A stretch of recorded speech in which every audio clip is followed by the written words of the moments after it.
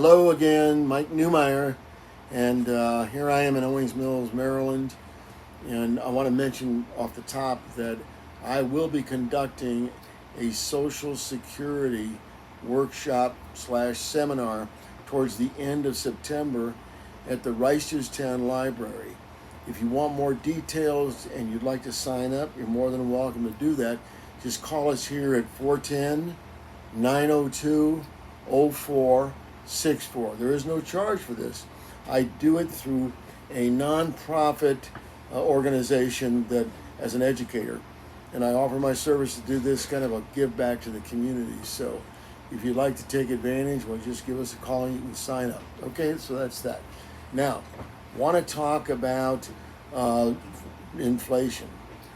Everything inflation. Calls the last couple of weeks have been, can you talk about inflation more?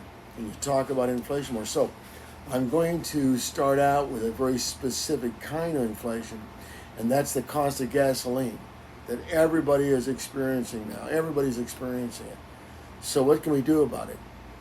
So I made a list here of things, and I'm going to go over them. There's probably more than these things, but at least let me try to go over these, and then, maybe in the future I'll come up with a longer list.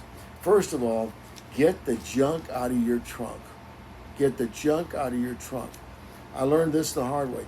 I had 4 packages of 12 to 24 bottles of water in my trunk. I bought them, I never unloaded them. I had all kinds of things that had accumulated, in the trunk, in both cars. So what I did was, I emptied those.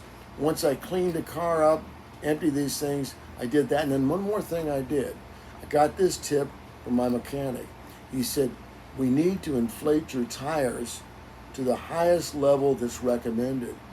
First of all, when you get the indicator goes on in your car that says your tire's low, it probably was 25% low before the indicator ever went on, because the way the indicators are set up since about 2008. This is all new to me, okay?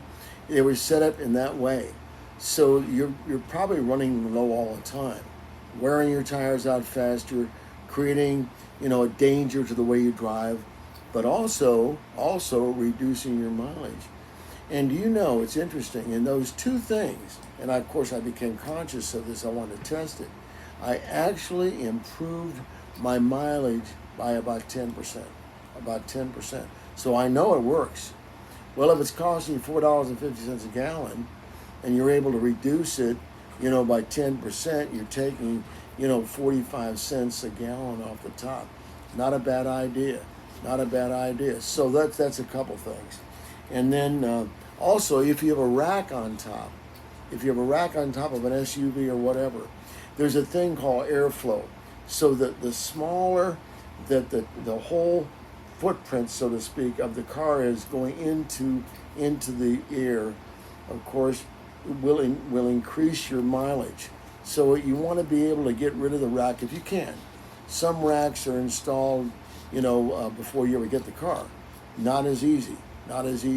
But the more that you can put on the back of the car or the back of the SUV by having, a box installed or having a rack installed in the back, the better off you will be. And it can help also increase your mileage and reduce your cost of your mileage. Okay. So that's a couple of things. I got a few more here for you. Combine your trips. And I mentioned this once before. Now that takes a little planning. And so many of us, are so used to driving all the time that, we don't think much about it. But combining trips, if you're going to pick up your kids, your grandkids at school or some such thing, and you can also make some stops along the way to go to the grocery store or to get gasoline, or anything else you can do, well, obviously, you're improving your mileage if you do that. So you can, and you're reducing your consumption of gasoline. Don't let your car idle. Now, this is crazy stuff, but most people think that when it idles, it's better than turning the car off and starting it. And that's a misnomer. There's a myth. It doesn't cost a lot more. It doesn't cost more to start the car. It's better off to turn the car off and start it again. And, hybrid cars automatically do that in some of the models.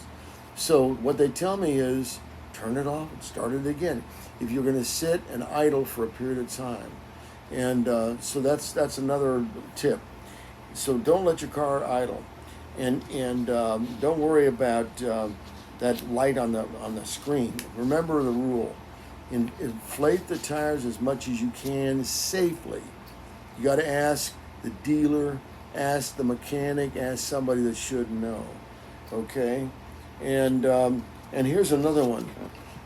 If you buy gasoline at Costco or any of these places, and use their card and so forth, you get a reduction, you get a rebate.